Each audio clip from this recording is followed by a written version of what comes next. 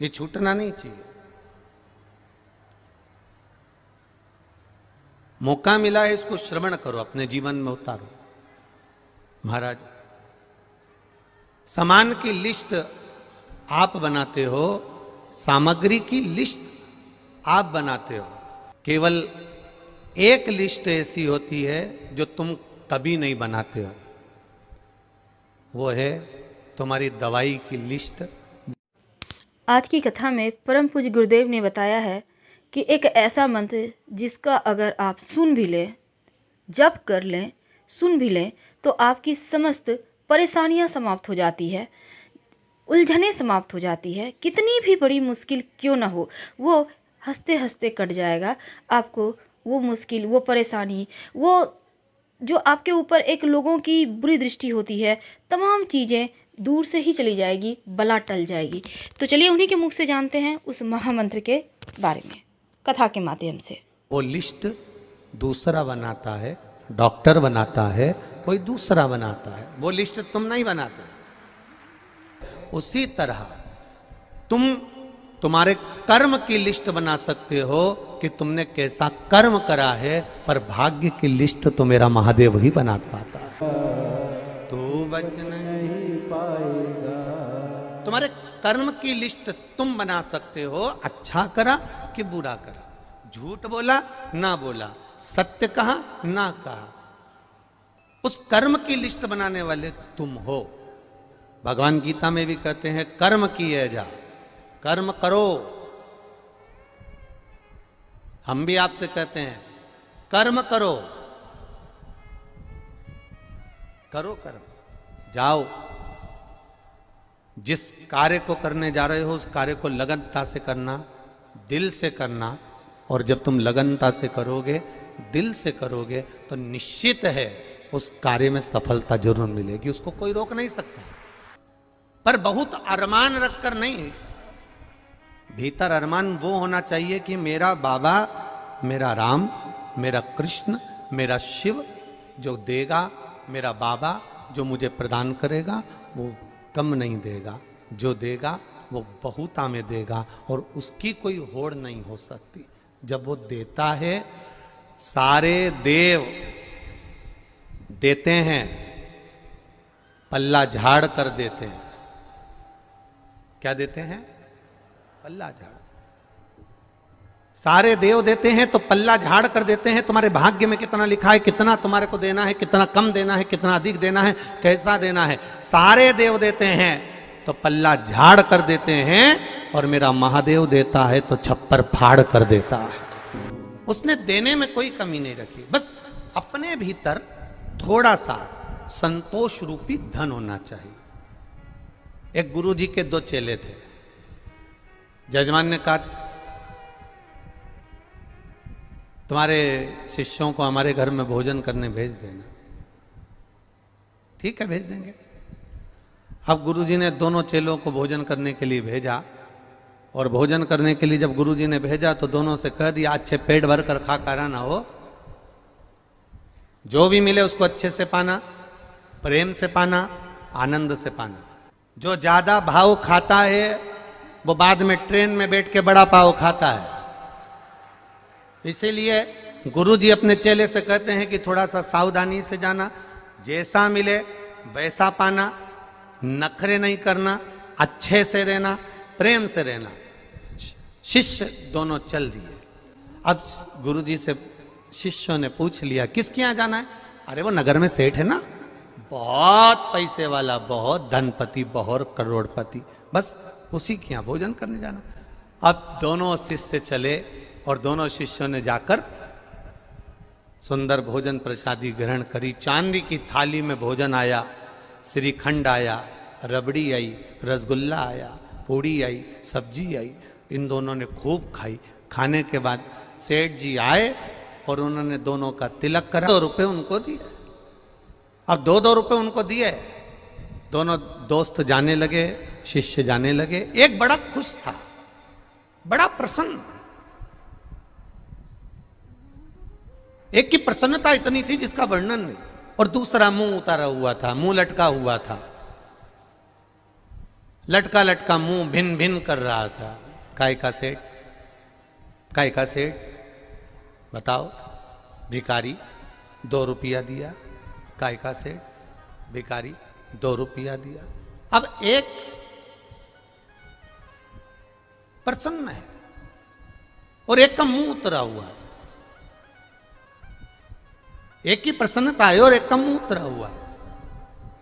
अब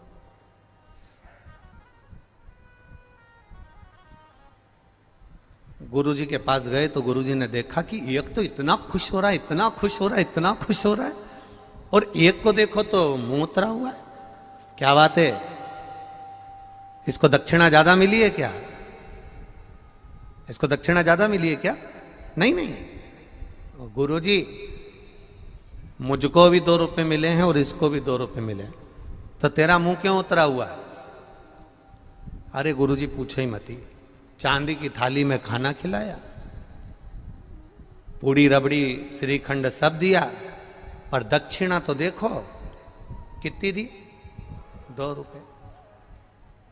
अब गुरुजी ने दूसरे से पूछा कि तू इतना खुश क्यों हो रहा है, तुझे दुख नहीं हो रहा? अरे गुरुजी, सेठ जी के घर गया, जिंदगी में आज तक चांदी की थाली में खाना नहीं खाया था, खाना खाया, श्रीखंड रबड़ी खाई, और गुरुजी वो सेठ जो कभी किसी को 1 रुपया नहीं दे, उसने मुझे 2 रुपए दिए, इससे बड़ी खुशी जिंदगी की नहीं हो सकती। जो कभी किसी को 1 रुपया ना दे, वो मुझे 2 रुपए दे रहा है, जिंदगी की इससे बड़ी खुशी नहीं हो सकती। तो गुरुजी ने दूसरे चेले से पूछा, क्यों रे तुझे दुख क्यों हो रहा है? अरे गुरुजी पूछो ही मती, मैंने तो सोचा था इतना करोड़पति चांदी की थाली में जब भोजन करा रहा है, इतना अच्छा अच्छा खाना खिला रहा है, तो मेरा मन कहता है कि ये जरूर दक्षिणा में 100 रुपए तो देगा।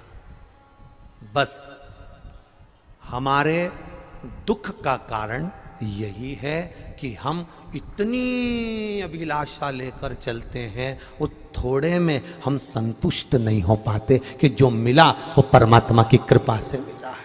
करो आदर, करो सम्मान, करो सत्कार।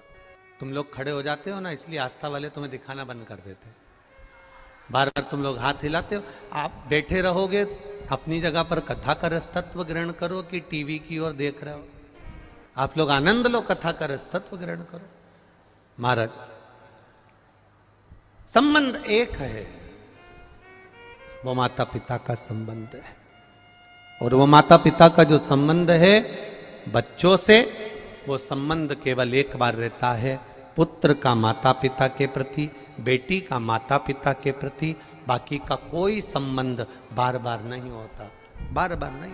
विश्वास लेकर अगर कुबेरेश्वर धाम आए हो, भरोसा लेकर अगर कुबेरेश्वर धाम आए हो, और बाबा के चरणों में बैठकर अगर कथा सुन रहे हो, श्री शिवाय नमस्तुभ्यम कह रहे हो, तो ये भी विश्वास मानकर जाना कि वो तुम्हारा बैग नहीं खोलने देगा, 3 महीने में वापस बुला ही लेगा। माता पिता गर्मी की छुट्टी में अपने माता पिता के यहाँ ले जाते थे, दादा दादी के। बच्चा रोज हर गर्मी की छुट्टी में दादा दादी के यहाँ जाता था। बच्चा हर गर्मी की छुट्टी में दादा दादी के यहाँ पहुँचता था। अब बच्चा जब हर गर्मी की छुट्टी में दादा दादी के यहाँ पहुँचता, माता पिता के साथ बैठ कर जाता ट्रेन में, दादा दादी के यहाँ रुकता। समय बीतता गया, बच्चा थोड़ा बड़ा हो गया बच्चा। तो बच्चे ने कहा, पापा पिताजी अब की बार मैं अकेला चले जाऊंगा दादा दादी, अगर आपको छुट्टी नहीं मिल रही तो मैं चले जाता हूँ, अकेला चले जाता हूँ। अब बच्चे ने जिद करी तो पिताजी ने एक पर्ची लिखी, और पर्ची लिखकर पिताजी ने उसकी जेब में डाल दी और उसको ट्रेन में बिठा दिया। ट्रेन में बिठाया, वो जाने लगा अकेला। जिंदगी में पहली बार गया था, पहली बार घर से बाहर निकला था। अब पर्ची डालकर जेब में पटक दी और उसको वो चल दिया। ट्रेन में बैठा, बेटा घबराना नहीं हो, चिंता मत करना हो, मजा आएगा, तेरे चाचा जी मिलेंगे, तेरे काका जी मिलेंगे, वो तुझको उतार लेंगे, तो टेंशन मत लेना हो। बच्चा जा रहा है, उसको थोड़ा सा भय लगा। जैसे ही टीसी आया, चेकर आया और उसको भय लगा। जब उसको भय लगा तो उसने सोचा कि ना जाने पिताजी ने जेब में क्या रखा है, देखूं तो सही। और उसने जेब में से पर्ची निकाली और पर्ची निकाल कर जेब में से पढ़ा तो उस पर्ची में लिखा था, चिंता मत कर, बैठे रहे, मैं पीछे वाले डब्बे में बैठा हूं, तो टेंशन मत ले। बच्चा निर्विज्ञ हो गया। अब बच्चे को रत्ती भर की चिंता नहीं है। अभी टेंशन था, अभी चिंता थी। पर्ची पढ़ी और पर्ची में लिखा था कि मैं पीछे वाले डब्बे में बैठा हूं, तो चिंता मत कर। तेरे पीछे ही बैठा हूं, तो चिंता मत कर। आराम से बैठे रहे, आराम से चलते रहे, आराम से दादा के घर जा, तो चिंता मत करना। मैं पीछे बैठा हूं, चिंता करने की जरूरत नहीं है। बस वो पर्ची कुबेरेश्वर धाम में प्राप्त होती है कि आप चिंता मत करना, मेरा महादेव तुम्हारे साथ पीछे पीछे चल रहा है। कोई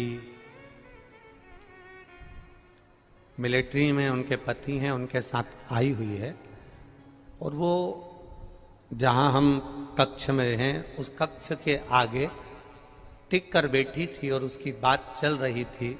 तो वो बात में कह रही थी कि गुरुजी ने रुद्राक्ष वितरण, उसके पति ने कहा कि सबको सूचना दी कि रुद्राक्ष के लिए आना, और गुरुजी ने रुद्राक्ष वितरण नहीं किया, बंद कर दिया कारणवश। उसकी पत्नी के शब्द, उस मिलिट्री मैन की उस धर्म पत्नी, कहीं पर बैठे होंगे वो दोनों, तो उस धर्म पत्नी के शब्द कितने सुंदर थे। शायद आपकी जिंदगी के लिए शब्द बहुत कीमती होगा। उसकी धर्म पत्नी ने एक ही शब्द कहा, आपको परेशानी हो रही है यहां बैठने में, आपको दिक्कत हो रही है यहां बैठने में? नहीं नहीं नहीं, क्या कहना चाहती है? अब रुद्राक्ष तो मिल ही नहीं रहा, भले ना मिले। मैं भोलेनाथ जी से ये कह कर जा रही हूं, मेरी जिंदगी में, मेरे बच्चों की जिंदगी में, मेरे पति की जिंदगी में कभी रुद्राक्ष की जरूरत ही नहीं पड़े, बस ऐसी कृपा करना। हमारे सनातन धर्म के अंतर्गत केवल विश्वास करा जाता है कि पत्थर की मूर्ति में भी राम होता है। तुम्हारी कमाई के हिस्सेदार होते हैं तुम्हारी पत्नी, तुम्हारे घर के माता पिता, तुम्हारे भाई बंधु और तुम्हारे बच्चे तुम्हारी कमाई के हिस्सेदार होंगे। पर एक बात अपनी जिंदगी में उतार कर रखना, तुम्हारे कर्म के हिस्सेदार नहीं होंगे कि तूने कमाया कैसा था। अब सुनना, पूरे भारत के लोग और पूरे देश विदेश में बैठे हुए जितने भक्त इस आस्था चैनल के माध्यम से कथा सुन रहे हैं, अब सुनिए। ये कथा में भिक्षुवर अवतार भगवान शंकर का हुआ है 14वें नंबर का। उस कथा को ध्यान से सुनना। 19 अवतार में से एक अवतार है और यह हम सब के लिए है आज शिवरात्रि के दिन, कि दुनिया के लोग कहेंगे, दुनिया के लोग कहेंगे, फिर वो सत्यारथ मरा क्यों, फिर वो उसकी पत्नी को घड़ियाल क्यों खा गया, फिर उसका वैभव क्यों चले गया। कई लोग कहते हैं ये दुख क्यों आता है, तकलीफ क्यों आती है, कष्ट क्यों आता है, ये पूर्व कर्म का भोग है। फिर हमने शंकर जी को जल चढ़ाया, शिव जी की आराधना करी, शंकर को हमने पानी चढ़ाया, शंकर जी के मंदिर गए, शिवालय गए, देवालय गए, फिर उसका फायदा क्या हुआ, उसका लाभ क्या हुआ।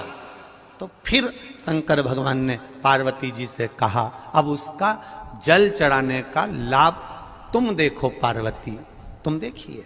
देवराज नाम का चोर ब्राह्मण था, ब्राह्मण कुल में जन्मा था, पर चोरी कर कर धन लाया। चोरी कर, व्यक्ति चोरी कब करता है, चोरी कब करता है? जब उसको बहुत सारे धन की जरूरत पड़ती है। जब तक वो चोरी नहीं करेगा। भगवान ने जितना बड़ा पेट दिया है ना, 1 बीता का दिया तो 1 बीता का, 2 बीता का दिया तो 2 बीता का, जितना बड़ा पेट दिया है भगवान ने उसको पेट भरने के, पेट दिया तो पेट भरने के लिए भगवान ने उसको भोजन भी दिया। ये पेट भरने की जवाबदारी तो मेरे भोलेनाथ की है, पर पेटी भरने की जवाबदारी मेरे भोलेनाथ की नहीं है। पेट जितनी जवाबदारी मेरे शंभू की है, पेट जितनी जवाबदारी मेरे शंकर की है, पेट जितनी जवाबदारी मेरे कुबेर भंडारी की है, पेट जितनी जवाबदारी है तो भरेगा वो। बस इस पेट से हटकर जब दूसरा कहीं काम, लोभ, आसक्ति, वासना, तृष्णा, देवराज के साथ हुआ क्या था? देवराज की पत्नी थी, बच्चे थे, जो पत्नी थी, बच्चे थे, उनके पेट भरने की जवाबदारी भी भोलेनाथ की थी। भोलेनाथ ने पेट भरा, पर दिक्कत कहां खड़ी हो गई? जब देवराज अपनी बुद्धि को भ्रष्ट कर लिया। बुद्धि कब भ्रष्ट हुई? जब देवराज ने एक सुंदर कन्या को देख लिया, सुंदर स्त्री को देख लिया, स्त्री के चक्कर में पड़ गया। स्त्री ने कहा मुझे सुंदर सोने का हार ला कर दो, उसने हार ला कर दिया। मुझे सुंदर ये सामान ला कर दो, उसने ला कर दिया। अब उसके पास जितना धन था उसने खर्च कर दिया, अब कहां से लाएगा? तो उसने फिर चोरी करना प्रारंभ करा। जब अति होने लगती है, जब किसी चीज की जरूरत ज्यादा पड़ने लगती है, तब वो चोरी करना प्रारंभ कर। इतना बड़ा मोबाइल था, इतना बड़ा, 1500 रुपए का था। अब किसी का रोड पे पड़ा हुआ दिखा, अब वो इतना बड़ा, अब कितना खुश हुआ।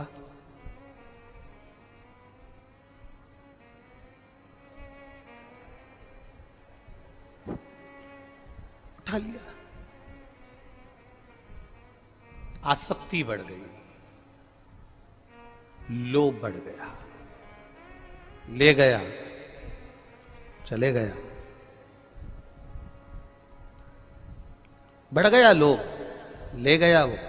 एक पल का आ जाता अगर केवल समर्पण का भाव जागृत हो जाता तो। समर्पण का भाव,